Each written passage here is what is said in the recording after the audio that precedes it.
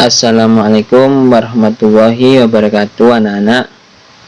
Hari ini kita akan belajar akidah akhlak untuk sekolah dasar dan madrasah ibtidaiyah kelas 3 ya. Sebelum kita belajar, kita baca basmalah terlebih dahulu ya anak-anak. Bismillahirrahmanirrahim. Oke, kita belajar akidah akhlak, dibuka ya. Nah, sebelum kita belajar, anak-anak harus tahu standar kompetensi dan kompetensi dasar. Yang pertama adalah mengenal sifat wajib Allah Subhanahu wa Ta'ala. Nah, yang kedua, menyebutkan 5 sifat wajib Allah Subhanahu wa Ta'ala, mengartikan 5 sifat wajib Allah. Nah, kalau kita sudah tahu standar kompetensinya dan kompetensi dasar, kita lanjut ke halaman berikutnya.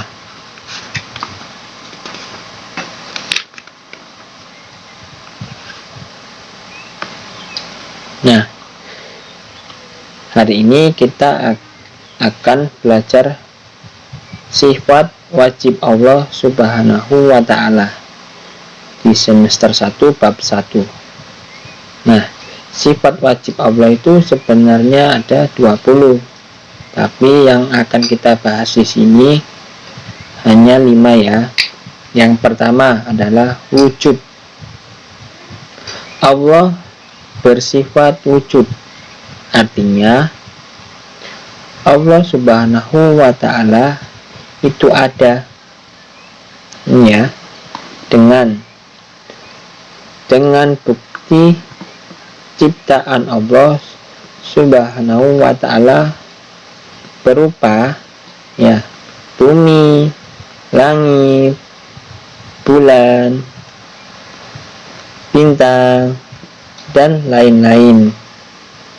Nah, di sini juga ada firman Allah yang berbunyi, Allah yang menciptakan langit dan bumi dan apa yang ada di antara keduanya dalam 6 masa. Kemudian dia bersemayam di atas arsy.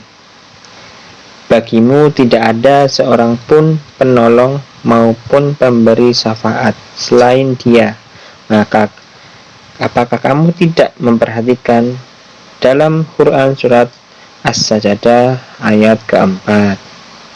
Nah, untuk surat selanjutnya, sesungguhnya aku ini Allah, tidak ada Tuhan selain aku, maka sembahlah aku dan laksanakanlah sholat untuk mengingat aku.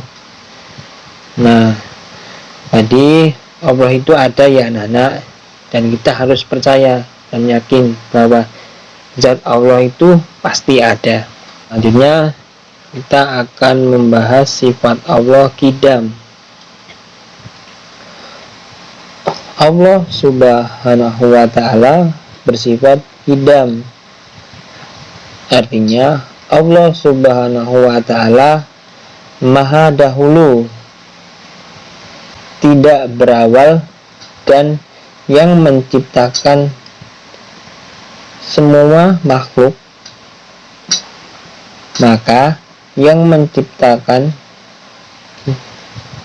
lebih dahulu adanya daripada yang diciptakannya.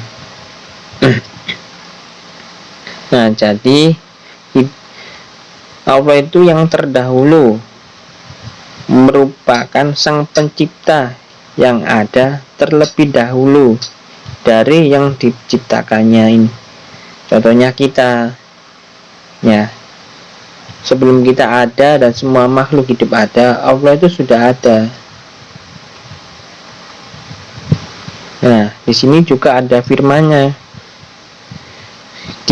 dialah yang awal, yang akhir, yang zahir, dan yang batin, dan dia maha mengetahui segala sesuatu.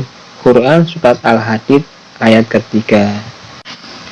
Yang ketiga, Sifat baqo. Allah Subhanahu wa ta'ala bersifat baqo. Artinya Allah Subhanahu wa ta'ala maha kekal, abadi, tidak akan rusak selamanya. Firman Allah Subhanahu wa ta'ala, kullu syai'in halikun illa wajha. Quran surat Al-Qasas ayat 88. Artinya segala sesuatu akan hancur, binasa, kecuali zat Allah Subhanahu wa ta'ala. Jadi anak-anak ya, Allah itu maha kekal, abadi. Nah, selain Allah itu pasti akan hancur dan tidak akan abadi. Contohnya bumi ini, semua alam semesta ini tidak abadi, semua pasti akan hancur kecuali zat Allah Subhanahu wa ta'ala. Nah, sekarang kita lanjut yang keempat. Ini ya, yang keempat, benar.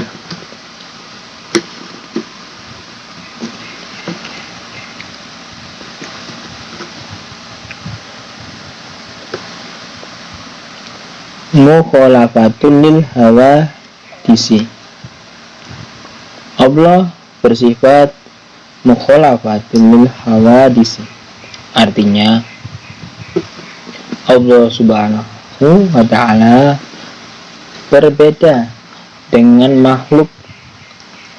Semua yang diciptakan oleh Allah Subhanahu wa ta'ala disebut makhluk, dan makhluk itu adalah baru. Zat Allah Subhanahu wa ta'ala yang menciptakan tidak sama dengan yang diciptakan. Contoh,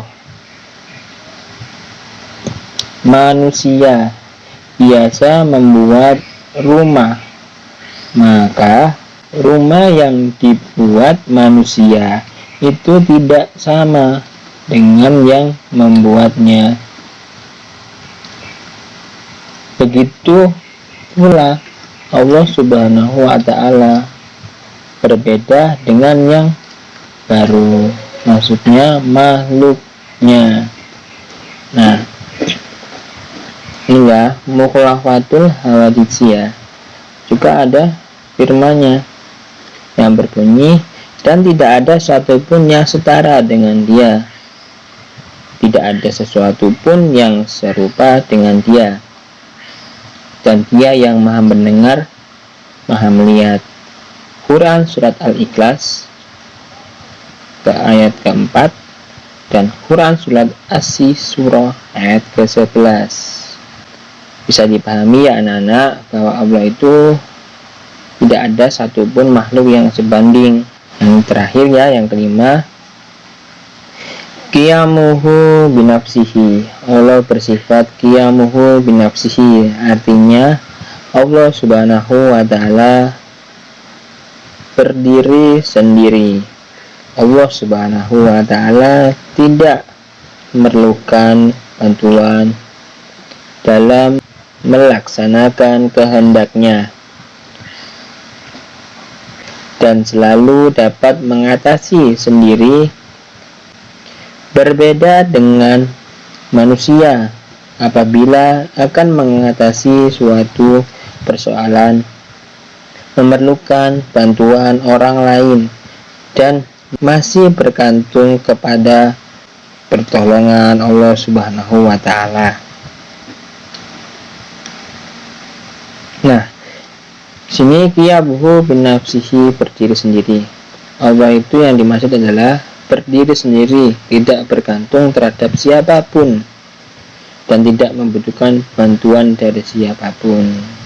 Nah, jadi Allah itu bisa sendiri anak-anak ya, tanpa bantuan siapapun.